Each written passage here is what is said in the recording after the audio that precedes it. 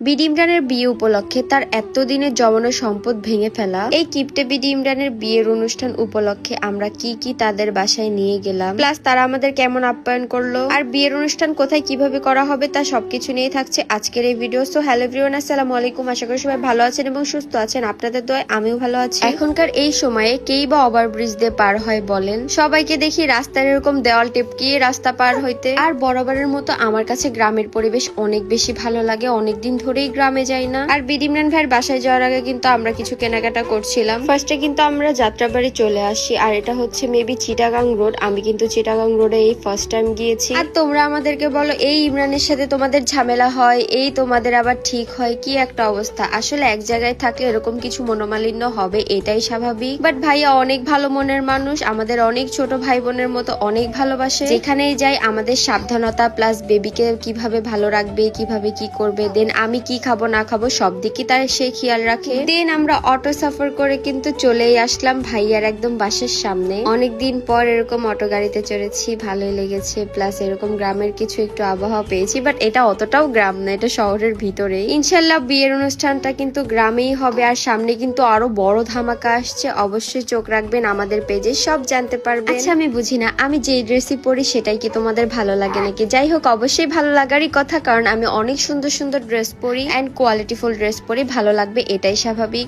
আর তোমরা আমাকে বলো আপু তুমি যে এখনো বেবি হওয়ার পর এত ভালো ভালো ড্রেস শুট করো, তোমার কি শুট করতে কষ্ট হয় না? আসলে শুট করতে তেমন একটা কষ্ট হয় না, কজ আমার হাজবেন্ড আমাকে অনেক বেশি সাপোর্ট করে, আর এটাই আমার প্রফেশন। যাই হোক, আজকের এই যে দুইটা ড্রেস দেখতে পাচ্ছ, এটা কিন্তু আমি নিয়েছি trusted gallery by Sadia Facebook page থেকে। তো তোমরা যারা এত সুন্দর সুন্দর কোয়ালিটিফুল থ্রি পিস নিতে চাও, তারা কিন্তু অবশ্যই trusted by gallery Sadia Facebook page থেকে নিতে পারো। তোমাদের সুবিধার্থে ফেসবুক পেজটি আমি আমার ক্যাপশনে মেনশন করে দিব। তারপর কিন্তু আমরা বাসায় ঢুকে পড়লাম। অনেক বেশি জার্নি করে আসছি, যার জন্য আমরা সবাই ক্লান্ত। আর এখানে এসে দেখি বিডি ইমরানের বউ আগে থেকেই বাসায় আমাদের জন্য ওয়েট করতেছে। গাইস, আমার ব্যাকগ্রাউন্ডে অনেক সাউন্ড হতে পারে, কেউ কিছু মনে করবেন না। আসলে আমার বেবি এরকম খেলাধুলা করছে, যার জন্য আমরা যখন একসাথে হই তখন আমরা অনেক বেশি এনজয় করি। আর যদি কারো মন খারাপ থাকে, তাকে কখন আমরা মন খারাপ থাকতেই দেই না, কজ এখানে একসাথে থাকলে মন খারাপের কোনো বিষয় না। গাইস, এখন আমি আপনাদেরকে বলি, এটা কিন্তু বিডি ইমরান ভাইয়ের বাসা না, এটা হচ্ছে ফরহাদ ভাইয়ের বাসা। এই ফার্স্ট টাইম আমরা হচ্ছে তাদের বাসায় ঘুরতে আসছি। হ্যাঁ গাইস, এখন আমার ছেলে আপনাদেরকে ভয়েস দিয়ে শোনাচ্ছে। যাই হোক, ব্যাপার না। একটা কথায় আছে যে রাধে সে চুলো বাঁধে। তো যাই হোক, বিডি ইমরান ভাই কিন্তু সামনে তোমাদের জন্য